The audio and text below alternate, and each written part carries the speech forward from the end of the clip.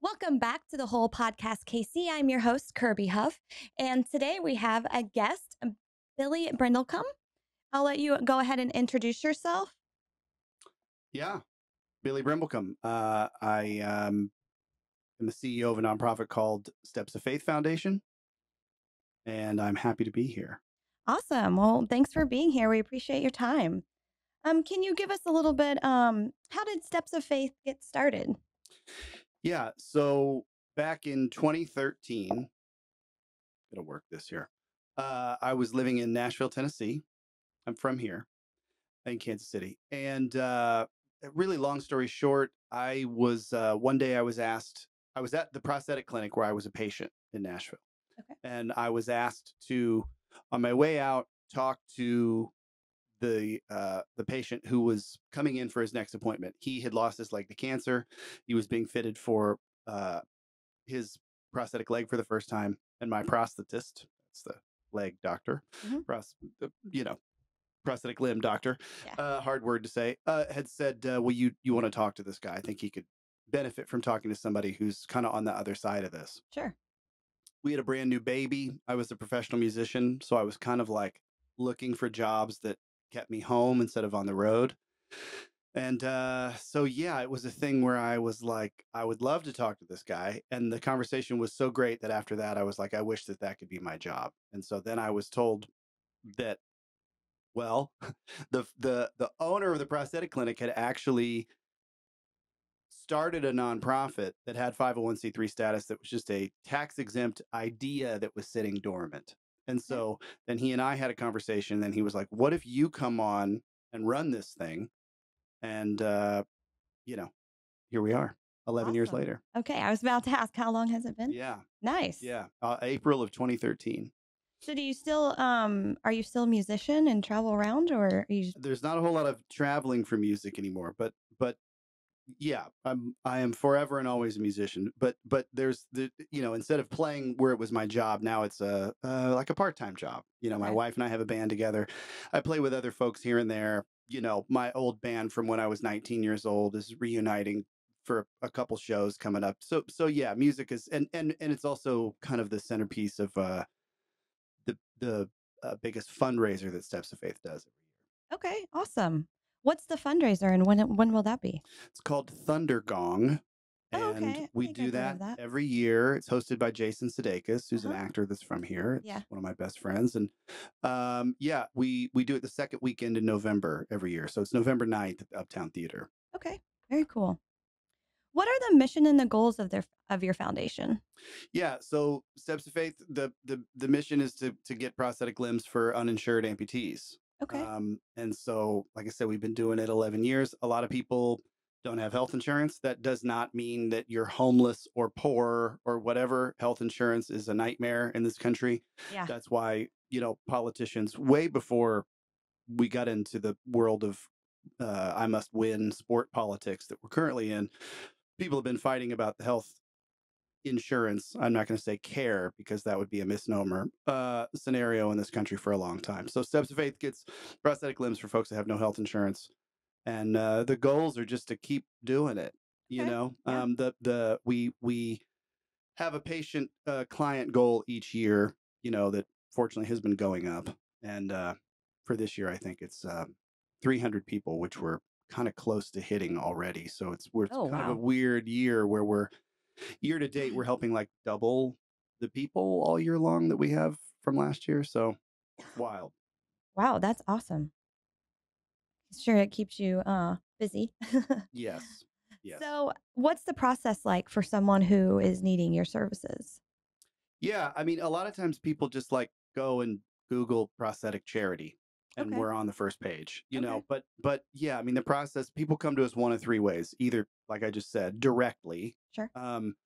or, via a third party, be it like a family member or like a case manager at the hospital where we're being treated, things like that, or the prosthetic clinic.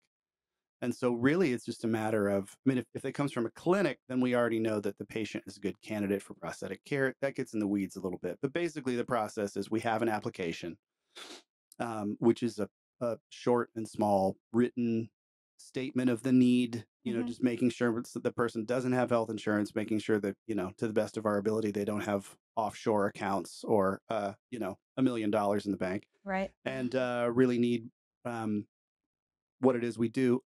I should also say that uh, Medicaid in a handful of states in this country does not cover prosthetic care for adults. So I was starting to kind of describe it's not like just homeless people. It's health insurance is expensive, it's crazy. And a lot of people have it in the form of Medicaid and they don't cover prosthetic care, which is just criminal and ridiculous. It really is. Yeah. So, but yeah, we have an application and basically, we connect the client with a prosthetist in their city if they're not already connected with one.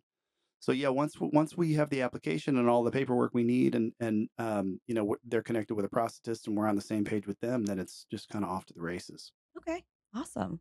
That's so cool. What advice would you give somebody who's new to having a prosthetic limb? Be patient, Yeah. but it will get better, you know, Hmm. and be.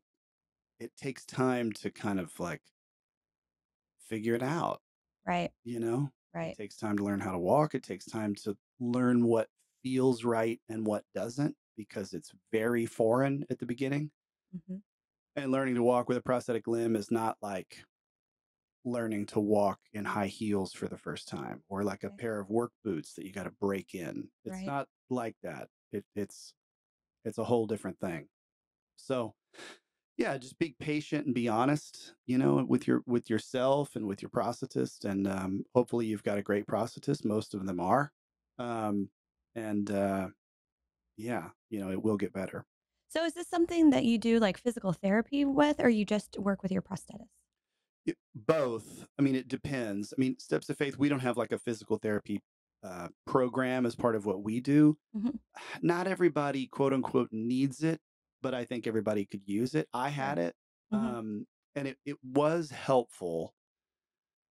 Um, I don't know if I would say that it was like essential, Yeah. because really, like, here's how you move your body to operate this thing. My prosthetist taught me that. But but my physical therapist was helpful, and Sure. for me, I'm an above the knee amputee, meaning my knee is gone. So my prosthetic limb includes a prosthetic knee. So that's a much steeper learning curve Sure. than the most common amputation that people get a prosthesis for, which is a below the knee, where you still have your knee. So, but Right. physical therapy is usually recommended. Yeah. Yeah. Okay. Obviously, there's lots of success stories within your industry. Can is there one that sticks out to you that you want to share today? Yeah. We every year at our Thundergong event, we always have a client testimonial video of somebody we've helped. And there's a bunch of stories that stick out, but the one from last year was a woman named Mary, and she's local to Kansas City, and yeah, I mean her story was incredible. I mean she had like basically this like a blood clot and this terrible botched surgery, that ended up resulting in her needing to lose her leg, and just a nightmare type scenario. There's no good losing a limb story, Right. like, oh, that's not that Right. bad. Right. They're all like terrible. Hmm. And that one was particularly awful. She was a nurse, all of that, but meeting her, she was somebody that from the first, when um, one of my staff members who does all of our client intake, when she first connected with her, which was like kind of early last year, I think she talked to her on the phone like one time and reviewed her application. She was like, I know this is really early, but I feel like this is the person that we should feature if she's up for it in the fall. And so we followed her story. I mean, we do anyway, but we're filming her even from the very beginning when she was being fitted with the leg, just because she's such a remarkable woman and her story is so powerful. And yeah, and then she was able to walk out on stage with us, in November, and and addressed the audience and was nervous as all get out, but was determined that she was going to do it. And it's a beautiful thing. It's Yeah, like I forget absolutely. when we're helping hundreds of people every year all over the country, I don't communicate personally with all of these people. You know, that's impossible. Right. Sure. Um, but she's somebody that when, just getting to meet her and be with her was like, oh yeah, I mean, we're like changing people's lives. Yeah. It's Yeah. That's awesome. it's Great incredible. story. Yeah. Yeah. Very cool. What do you think are the biggest misconceptions about people living with prosthetics? Well, I think that everybody thinks that if you, at least for me, that I lost my leg in the war and I'm a veteran.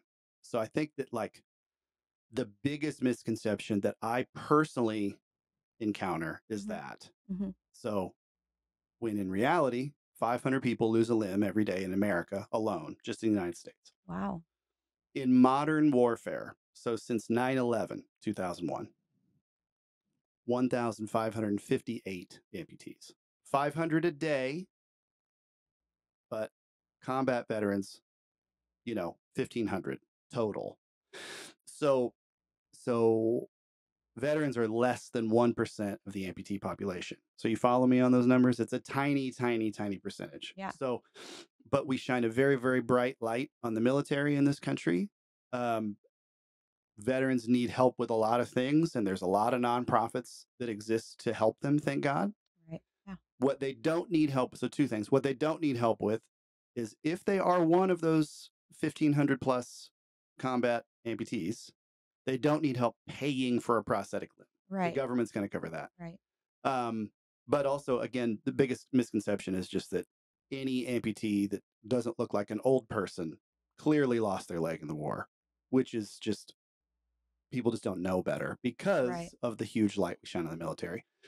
So that usually doesn't bum me out when people ask, but I know the stats and the reality because this is the world that I live and work in. And so I just, it's just ignorance is off. Being ignorant is often used as like an insult. Yeah. Um, it just means you don't know. Right. I'm ignorant about more things than I'm not ignorant about. Right. People just don't know. Just So I just say educating that to kind of people. educate people. Right. Although someone did ask me the other day, and it was the first time that I was like offended. Where were you in the service? That's just what she said. It just was kind of like Just assuming. just Not even. blatant assumption. And I said, I wasn't. I was in the cancer. She's like, oh, that's hard too. And I just want to be like, what do you know? Like, yeah. Anyway, so that one bummed me out. I have a lot of amputee friends that are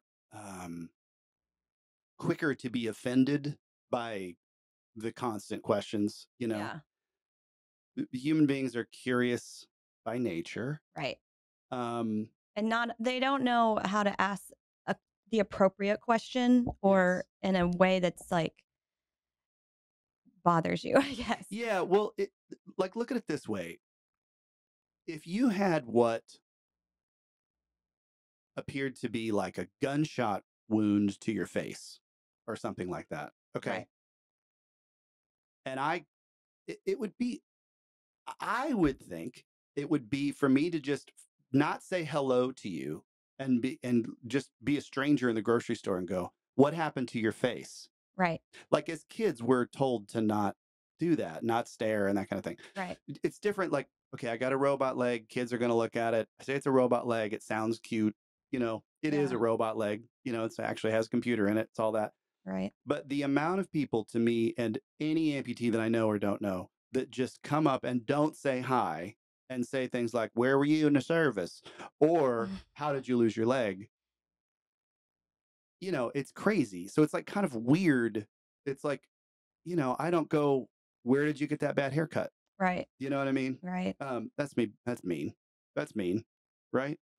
But think about it. There's a lot more people with bad haircuts than prosthetic legs. Oh, for No, sure. anyway, I'm usually not bummed out, and usually people are, um, when they ask. Here's the thing about ignorance: no one wants to look or be ignorant. So like Right. for the audience that's listening to this, I'm not offended if usually someone would say more often to me, "Can I ask how you lost your leg?" Yeah. That would be That's an appropriate and way. I'm fine with that, you Yeah, know? sure. Um, and the military question, it's more of just like an eye rolling thing to me, just because it's exhausting, you Yeah. know? Yeah. But again, that one instance was the first time it bummed me out. But usually when people ask, when I say cancer, it is never the thing they're expecting. Right. And they never know how to react to the answer. Mm-hmm. And so they're always just kind of like falling all over themselves. Very quick, one more story. This is a Yeah. very long answer to a short question. Oh, you're fine. But one time I was living in Nashville and I pulled into a Starbucks to get a coffee. Pulled into a handicap spot legally. Side note, don't park in a handicap spot if you're not supposed to park in a handicap spot, even if it's, quote, just for a second, because it's Right. always No, I just for a totally second, agree. people. If you're listening to this podcast, safe to assume you're not one of those people that would do that. Anyway, parking the handicap spot, and there's a guy sitting in at a table outside wearing like a USS Kitty Hawk, you know what I mean? Like the veteran aircraft carrier hats. He looked like he was the age that he served on whatever boat that hat was for, whatever, you Right. know what I mean? Sure. And he's like, and I was wearing shorts. So it was obvious. So it was obvious, and he was like staring me, like not like trying to be subtle about it, you know, just like really staring me, like clocking me the whole way in. I'm Mm-hmm. like, okay, man, like I'm wearing shorts. Like I'm thinking he's like, you know, give me the stink eye because I'm parked in a handicap spot illegally, which please look away with the stink eyes, project the stink eye at those people.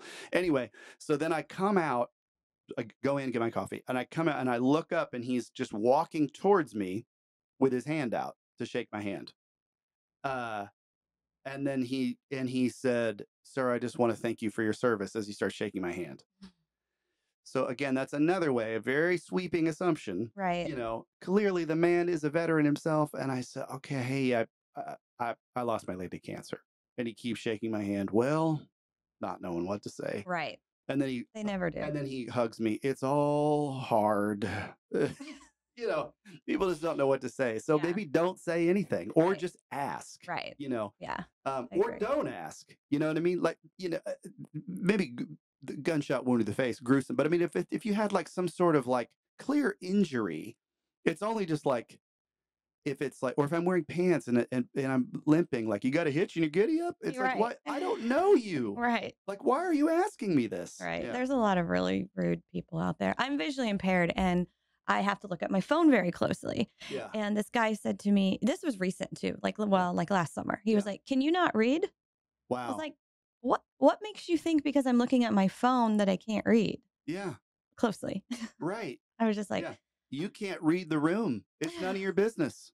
so then I had to explain, which is fine. I mean, I don't mind You don't explaining. have to explain. Yeah. Well, I like to educate people because That's where I'm clearly at. he was very Same. uneducated. Same. Yeah. Yeah. Yeah. I didn't bust out the, you know, where were you in the service, lady? I didn't bust out the stats for her. You know, I was like at my kid's soccer game and it's like hot and I'm trying, and my daughter's crying. You know, it's like, I don't, Have time for this. leave me alone. Yeah. Yeah. Yeah. Don't interrupt my day. Yeah. What changes would you like to see in healthcare for folks with amputees? How long is this podcast? I know, right? Um, what is the succinct answer to that? I mean, Insurance just needs to be better in so many ways. I feel like, yeah, it's not that's the necessarily a certain area. yeah. I mean, it should never. If you have health insurance, first of all, which should be easier to acquire for most people in this country, um, losing a limb is a nightmare enough. Right. So when I first lost my leg in 2005, had health insurance, and then still had to raise like half the money because my insurance wouldn't cover all of what I needed for my leg, which is ridiculous. They since do. But I mean, basically, you know, I usually go once a year or so with one or two different amputee groups to Capitol Hill to, you know, talk about common sense things related to amputees and health insurance. But basically, it should not be it, insurance doesn't hem and haw over um if someone needs a knee replacement. I don't know, it's expensive. Are we going to do that or not? I don't know. hmm, maybe he can just go with a real simpler knee replacement. That's not a Yeah. thing. Right. In prosthetics, it's picked apart like crazy. I have a knee replacement. Mine's just on the inside, you know? Mm-hmm. Or things like, this is not my world. I'm a man, but often if a woman has a mastectomy, reconstruction is like part of the plan should they want to do it, Right. you know? Right? I'm not Mm-hmm. speaking out of school. That's a common thing. Right. So why would it be like, I don't know, that prosthetic leg seems expensive. Can't they just get away with this peg leg? Right. I mean, it's like ridiculous. And Like the how do fact they even pick and choose what they for certain people like, you because we know? live in a fallen world that is crazy. Mm-hmm. Okay. There's number one. Number two, the health insurance system in this country is a for profit system that is in the business of making money, period. Prove to me with your actions otherwise. Everybody in the world is in the business of providing a service. You are a trash man. You are a plumber. You are a teacher. You Mm-hmm. are a gardener. You are a chef. You are an IT person. You are a CEO of a nonprofit that helps people get prosthetic limbs. You are a musician. You're providing a service. Right. If you provide that service correctly, you will make money. God, God willing, if you do your job right and you're filling a hole that needs to be filled, you will make money. Health insurance companies are here to just make money, and they're here to screw me as the patient and their person that's paying them a ton of money every month over, and the doctors. Right. Often you get pre-approval. This is how it works with the prosthetic leg. And a lot of big medical procedures, you get pre-approval to do it. And so, and by you getting pre-approval, your medical team is getting pre-approval from your insurance. Yeah, we're going to cover this surgery or whatever. Well, with prosthetics, a lot of times you get pre-approval, then they'll deliver you the leg and you're off and running, so to speak. And then they make the clinic reapply and then deny them. So they're just trying to make money, period. And Right. their actions show it. Right. And it's a And that's real all they care about. that's all they care about. Yeah. Yeah. They are in the business of making money and it shows every step of the way. Yeah. And sh- show me otherwise, you Right. know? And to the point, and this is the last thing I'll say about this, as to not um, melt this microphone with the fire that could shoot out of my throat here. But if you are a health insurance company, do you know how much money it costs to put your name on a sports stadium? Millions, Right. millions. A lot. So to me, and there's one in particular in this city that is a health insurance company that not just anyone can get. And the millions, it is the biggest example of greed and pride to have your name on a sports stadium. This is Mm-hmm. not a comment about the team that is accepting the money. Right. This is a comment about the health insurance company. Right. It is the biggest example of greed and pride, and it's disgusting. Meanwhile, people can't afford their services. They have so much excess money that they're going to slap their name on a stadium and Right. confuse people and bum people out. Yeah. Oh, Yeah. I hate them. I know. I get it. How do you see the field of prosthetics evolving in the future? It continues to evolve, thankfully, for the better. You know, there's incredible companies that are constantly innovating and doing new things. The reason that my health insurance company back in 2006 wouldn't cover everything I needed is because even though that was in no way new technology at that time, they felt that it was experimental, and crazy or whatever. Yeah. Well, these days they're covering it, because that technology is 27 years old, you know? Yeah. So, you know, but before that, there wasn't a microprocessor prosthetic knee that would allow me to, live my life like a quote unquote normal guy that would function more like a real knee. So, Mm-hmm. so I'm really thankful that, I'm alive in this time with this technology versus, 30, 40, 50 years ago. So, and it Right. continues to get better. I mean, I Right. have the same, not literally the same one, but the same model, just 3 or 4 legs later, here Mm-hmm. in 2024. And it does all kinds of cool stuff that the first one didn't do, and that's not like, oh, it's got Bluetooth. No, it just functions more like it's waterproof, for instance. Right. If it was raining, I used to be afraid to wear shorts in the rain because I also can't really run, so I would just wear pants. Yeah. So I don't have to worry about that. So yeah, fortunately, it just things continue to evolve and get better. That's great. Yeah. That's great. All right. We need to take a quick break and we'll be right back with Billy. Life can present challenges, but the whole person believes in turning challenges into triumphs. Our staff is trained to provide compassionate, personalized care that enhances the lives of our consumers, enabling them to live independently and with dignity. The whole person believes in the power of human connection. Our staff extends their reach into vibrant communities, fostering connections and creating moments of joy for every consumer we serve.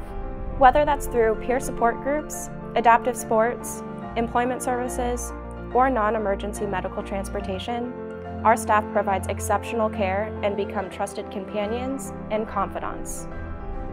Your donation will help us continue to expand our programs and services to help people with disabilities remain independent and living in their home. Consider giving a gift today. Thank you.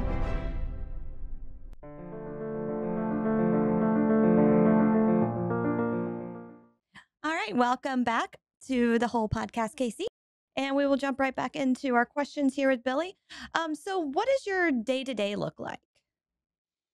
Mm, Or is it different? it's always different. Yeah. I mean, I'm often out of the office meeting with people, partners, donors, etc.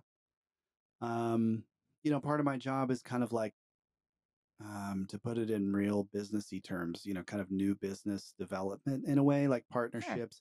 I mean, the donors for sure, but also just like, there's just like people that can bring good things to the organization, in-kind donations or services or things like that. Um, our volunteer, we have a small and mighty volunteer team that started as our Thundergong event team, but really kind of serves as like kind of like a volunteer marketing agency for Steps of Faith year round, which is beautiful. Yeah, that's wonderful. Yeah. So yeah, I mean, there's a good mix of. I mean, some days I'm in the office all day, answering emails and phone calls and that kind of thing. But it's really kind of like, yeah, I mean, we're always trying to. The two biggest numbers that we're paying attention to each year is our two numbers that are goals, which is like our budget, our Sure. overall budget for the organization, and then our client number, which of course the budget re- reflects. Um, so if you were paying attention earlier and we're helping double the people that we'd planned, our client number is looking very good. But it also means our budget is in the toilet, but for good reason. Right. We're Right. spending double the money to do the thing we do, Right. which is beautiful. So yeah, so I'm constantly kind of looking at that and meeting with people, and we're very much in Thundergong event planning right now, which really kind of happens all throughout the year. Um, and that's a really big part of my job as well. So it's really always different. Yeah. Sure. Just to kind of depending on the task and Mm-hmm. what Yeah. comes up. Yeah. Exactly. All right. How do you manage tasks that might be more complicated with a prosthetic? Just as an amputee in life, Yeah. you just adapt. You know. Yeah. Um, I mean, I go up and down stairs every day. You know, just even at my house. Our we have a two-story house. But I've been doing that for, gosh, 2005, almost 19 years. Hmm. So I'm used to it, you Yeah. know. Right. But yeah, I mean, really, the managing tasks, there's just things that you learn to do a different way. Right. Um, Certain things are harder for me than others. I was several years into being an amputee, and it was summertime, and I was actually uh, meeting with our founder guy that hired me real early on, and he was like, "Oh yeah, summer's really bad for amputees. It's really hard." And I was like, "What do you mean?" And he was like, "Well, part of your body can't breathe because it's in this socket and gets no air, and so it heats your body more." Yeah. You know, Hmm. It's like if you're wearing a stocking cap all year round to keep the heat in your head that's Right. on my leg. I was like, I've never thought about this. And I immediately feel better about myself for just being like a sweaty person all the time. So it's like, my wife and I we were just in New York City, and, arguably, at least in America, you walk more in New York City than most cities in the country. Right. And it was hot and whatever. And for all the reasons I just mentioned, I'm sweating like crazy. But also, it's like, there's stats that I'll screw up about, just like the energy it takes me to walk down a flat hallway versus you or someone else that's, quote unquote, able bodied with their mobility, is like a much higher percentage of the energy it takes. So, those are things that I didn't learn until many years into being an amputee, which kind of made me feel better about, maybe getting worn out faster or something, walking 12 city blocks. Right. So, Right. yeah, Yeah. you get used Managing it. Yeah. So, what were some of the challenges you faced when adjusting to your first prosthetic limb? to it. I mean, there was a lot. It was uncomfortable. It Sure. it hurt. You've kind of usually there's what do they call this? It's like you have like a wear schedule is what the prosthetist puts you on. It's Hmm. kind of like an hour on, an hour off kind of thing. Something like that. That's not a perfect science, but Right. it's not like you just put it on and then You're good to go. you wear it all day now. Yeah. I mean that's how I am now and have been for most But of you my have life to as an work amputee. up to that. Exactly. Okay. Um, and my first leg, again, being an above the knee amputee, was a good prosthesis, it was a hydraulic knee and that kind of thing. But I just was like, really worried about falling. Sure. And I did a little, but not much. Didn't fall and really get hurt. Yeah. The time that I've fallen and been hurt the most was I slipped on ice, like an icy, but it was Yeah. my right foot, my sound leg that just slipped on the ice, and I fell to catch myself. I put my um, hand down and sprained my wrist, and I was a full-time musician at the time, so that was bad. Oh no. Drummer, but Yeah. yeah. But no, I mean, the challenges for me, it was like just kind of like trusting the prosthesis and just like, you know, my physical therapy doctor guy who kind of oversaw the physical therapy, who was crazy and weird. He's since passed away. But anyway, that's a weird side note. Um, him being crazy and weird didn't have anything to do with him passing away.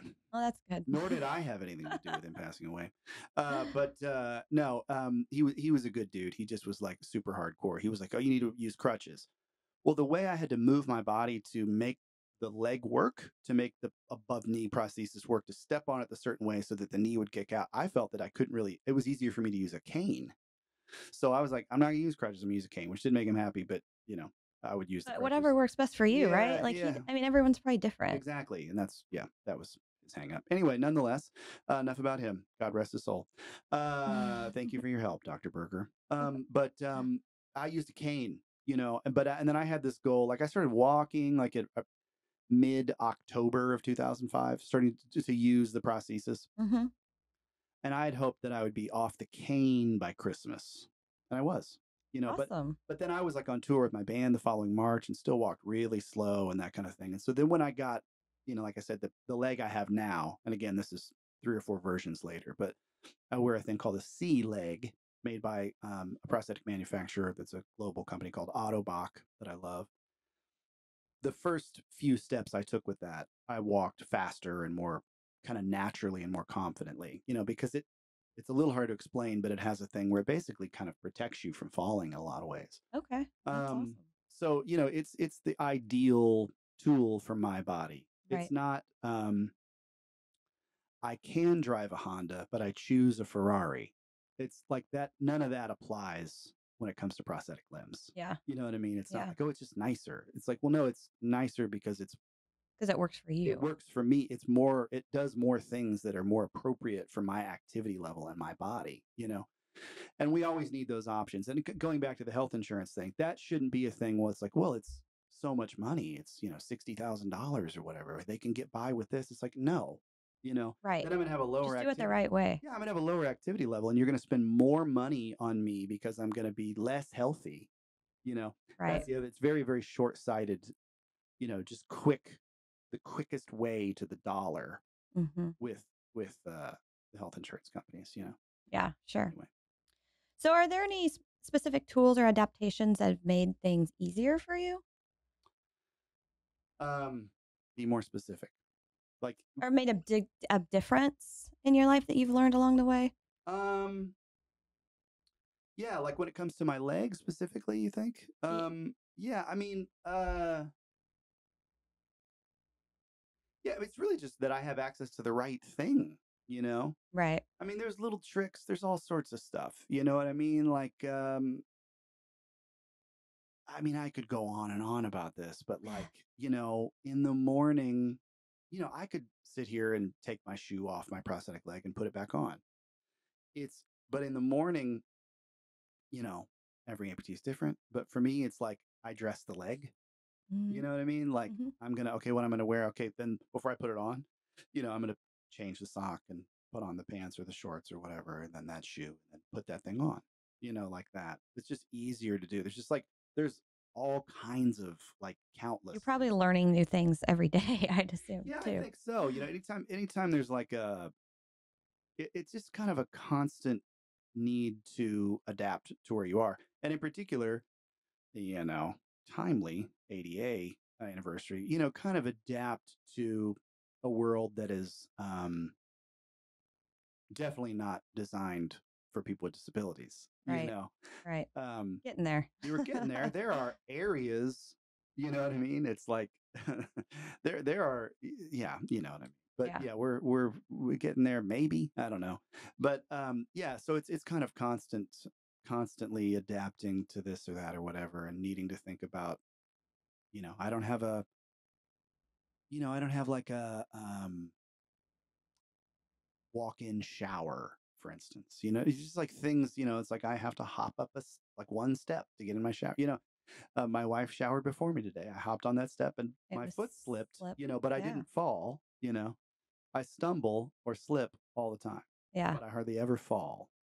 That's So great. thankfully. Yeah, yeah. So there's a ton of little things like that. Sure. Sure. How's your perspective on life changed since you're amputee? I mean, dramatically, um, and kind of right away, but it continues to evolve, I think. Um, and I think for the better, you know. Yeah. Everybody's got a struggle that Right. that we either see or don't see. What's Right. wrong? You can't read? Yeah. It's none of your business. You know what I mean? Yeah. Um, and or has had a struggle or will have a struggle. Mm-hmm. And so, but for the most part, I'm not struggling. That's great. And so I feel thankful. Right. I mean, I did not die of cancer, Right. you know. Yeah. Um, You just have to be optimistic. At the end of yeah, the day, like I was born with my visual impairment and I don't feel like unfortunate. Like yeah, it is yeah. unfortunate I can't drive. Some things are, harder, but Mm-hmm. I'm Mm-hmm. still making it. It could be worse. I could be in a way worse situation. I think So you that's just it. have to stay positive. That's really the perspective piece, is like I often will see others and I'm like, I'm fine. Yeah. You know what I mean? Right. And that's not like it's not about me. That's just like a perspective that like Right. everybody, You have to has be had, thankful for what does you have or have. will have a struggle. Yeah. And so yeah, I mean, I'm just a very hopeful, kind of positive, I try to be Same. forward thinking person, Right. So um yeah, I just want to help people. I'm fine. Yeah. Right. Yeah. So what are your goals for your company and or your personal goals for your future? Mm, you're catching me at a weird time to ask that.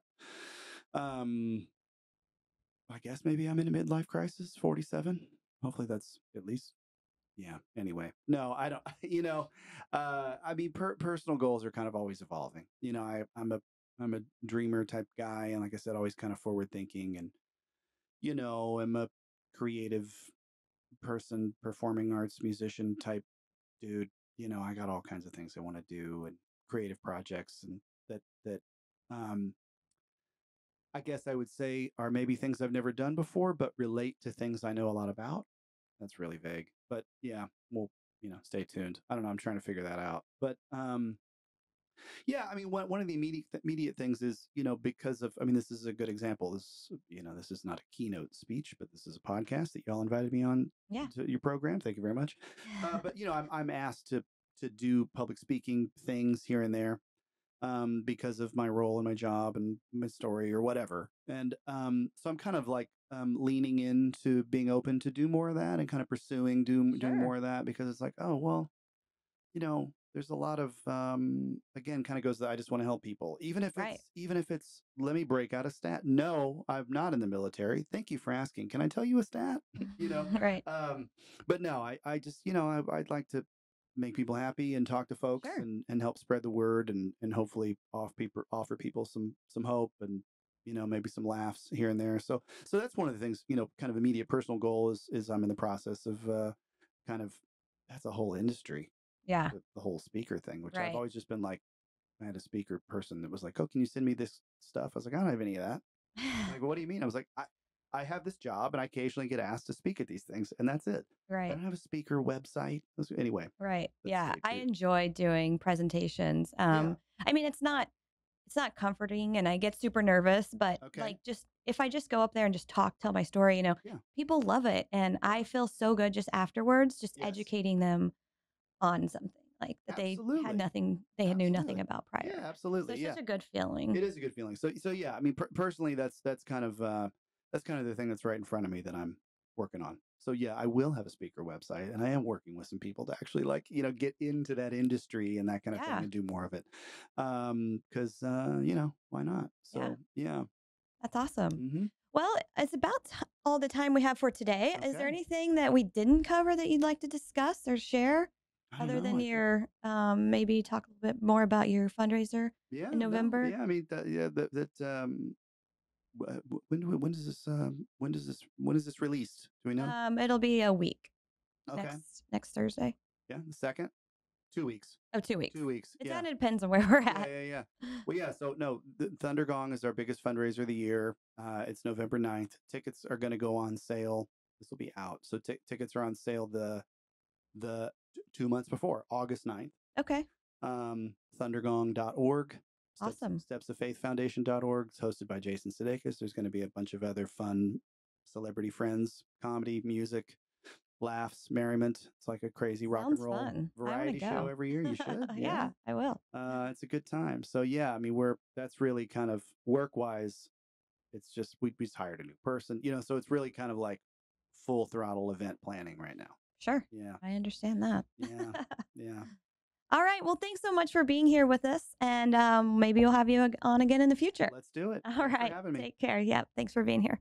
For upcoming events, we have Mind's Eye View and Tech Talk the first and second Monday of the month. You can check out the calendar for other upcoming events as well at thewholeperson.org.